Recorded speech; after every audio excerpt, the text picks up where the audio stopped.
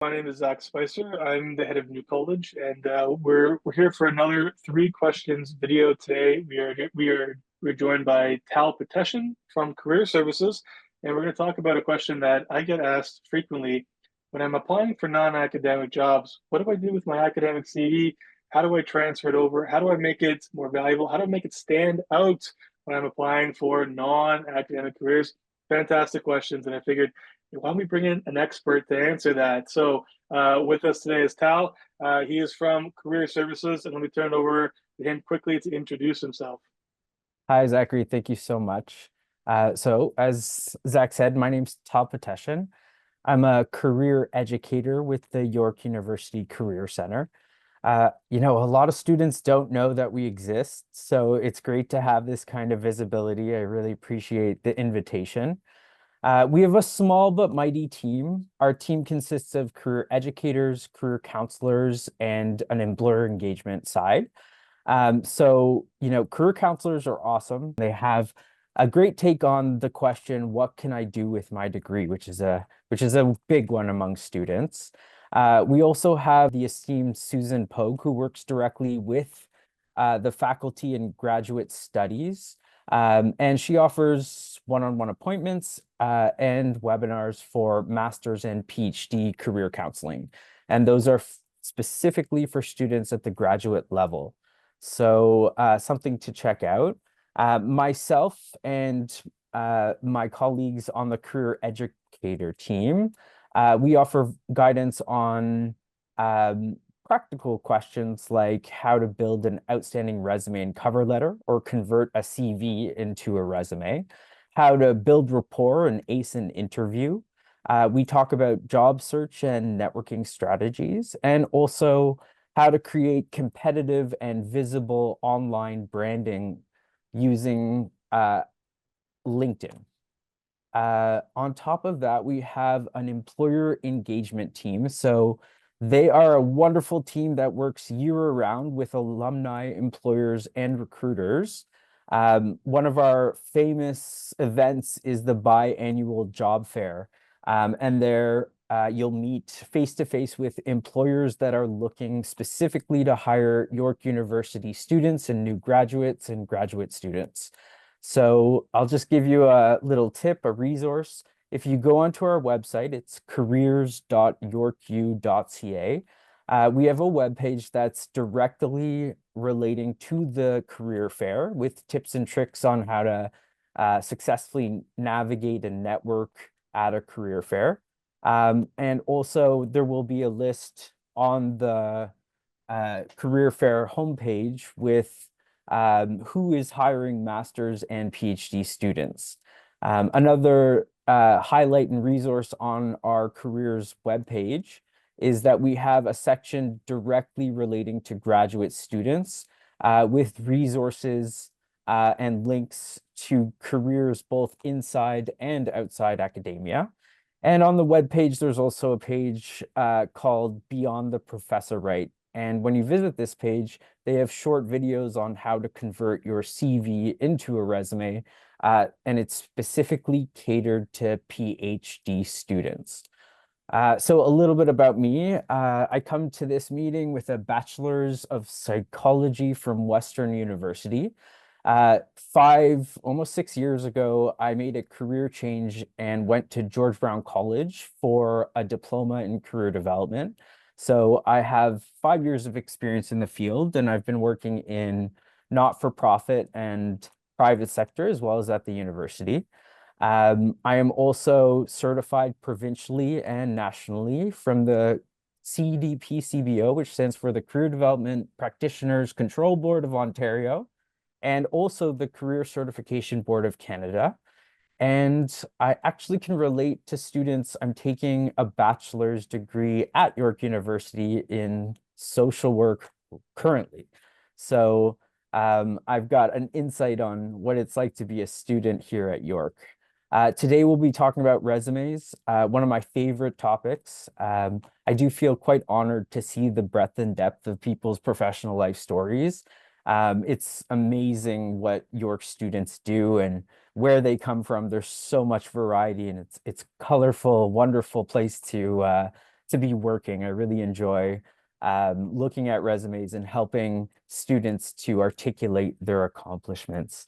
So thank you so much for having me, Zachary. No problem. Thank you so much for joining us today. Let's get right into it. The first question, why is it important for an employer hiring for a non-academic job to receive a somewhat standard resume instead of an academic CV? Hmm.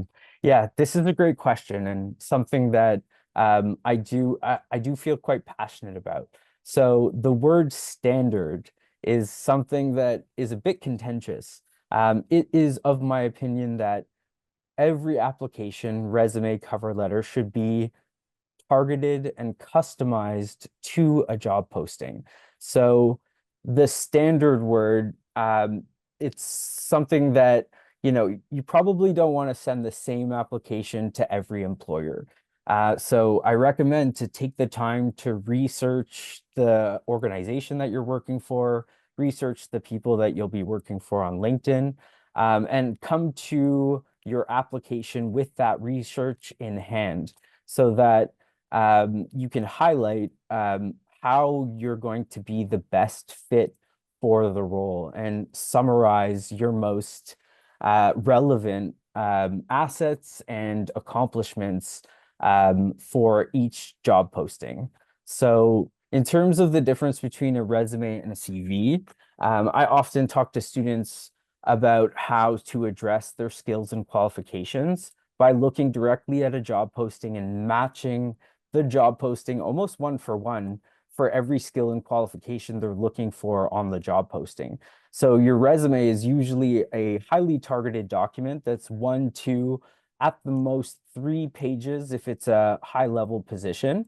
And every line on your resume would be written in accomplishment statement format. And I'll talk a little bit about that. And also, it will be highly targeting the job posting. Whereas a CV is typically 3, 5, even sometimes 7 pages. And that will include things like publications, all of your experiences, and go into details that on a targeted, 2-page resume, you may not have time to address. Which is why LinkedIn can also work in your favor. So oftentimes I see a resume with a URL to LinkedIn, and that can serve as a master resume. So in short, a resume is a targeted 2-page document. A CV is so much more information. Perfect. Thanks so much. And what are the major components of a resume that should be included? And perhaps also, well, what should be excluded when moving from an academic CV to a standard resume? Yeah, so that's a great question as well. The major components of a resume. So typically you'll see your name a little bigger than the rest of your resume, have your contact information, and like I said earlier, the LinkedIn URL if you have a LinkedIn profile and if you're ready with it. Also, by the way, something that we can talk about in a one-on-one appointment. Um, that would be the contact information. And from there, you'll have a brief introduction, which will address your research that you've done into the organization, as well as 1, 2, or 3 key assets that you're bringing to the role, some competencies that will help make you stand out from your competition. Um, for example, if you're a PhD student in psychology at York University, that might be the first thing that you lead with.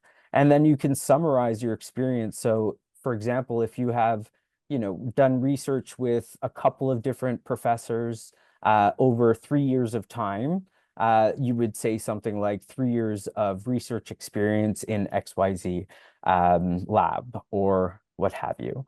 Um, you can also include in your resume your professional experience, any volunteer experience. Volunteering looks great. And I'm a big proponent of volunteering just because, it gets you outside of your comfort zone and you get to contribute to your community in ways that help develop the people around you, help to develop a better world, really. And on your resume, you could also include certifications or any associations that you may be a part of. So just to summarize, you'll have your contact information, education, professional experience, and any certifications or associations that you are a part of. Yeah, does that? Excellent. Thank you so much. And what makes a resume really stand out? Like, what are employers looking for? Yeah. So when you're writing a resume, think about your passion. What have you done in your experience? What have you done in your life that is uniquely yours? How did you do it? And what was the impact that your accomplishment had? So, accomplishment statements, you've heard me say it a couple of times throughout this interview. It's a bit of a buzzword in career development. So, an accomplishment statement has a formula. It is action verb, what you did, how you did it, and the result. And so all of your bullet points can be framed in this accomplishment statement way, and that will help the reader, the employer, the hiring manager easily digest your concise accomplishments. So these accomplishments will be unique to you. So that the reader is getting a kind of insight into how you've done things in the past, which will indicate how you'll be successful on their team. One thing that can really help stand out is your leadership skills. So thinking about any interpersonal or human skills that you have, I talk to certain students who have only done school and only school. So they went to university, they took all their courses, they got great marks, but they did nothing outside of their education. So they weren't part of clubs or associations. And, it's not required to be doing extracurricular things. However, the people skills are what separates people from their competition. So, for example, if you worked on a project where you had to present a thesis, that is presentation skills, and that also helps separate you from the crowd. So, when you're writing your resume, think about your leadership skills and how you've demonstrated those skills. Um, and also keeping in mind the introduction right at the beginning, summarizing your top assets. So your introduction serves kind of like an essay where the beginning has a hook that makes the reader want to read the rest of the resume. So you really want to think and reflect on what to include in that introduction. So um, I think finally, especially for graduate students, um, publications are usually saved for a CV, but you really want to know your audience. So who's reading it and what are the publications that you may have that are directly related to the job you're applying for? So it's okay to have publications on your resume, but just like every other section in your resume, you really want to think of your audience and know what they're looking for. So for example, if you're applying to a government-based position and policy is a big part of your role, then you may want to consider talking about the publications that are related to policy in government. So, in summary, know your audience and think of what they're looking for and try to address those needs and avoid things that are unrelated to the specific job posting.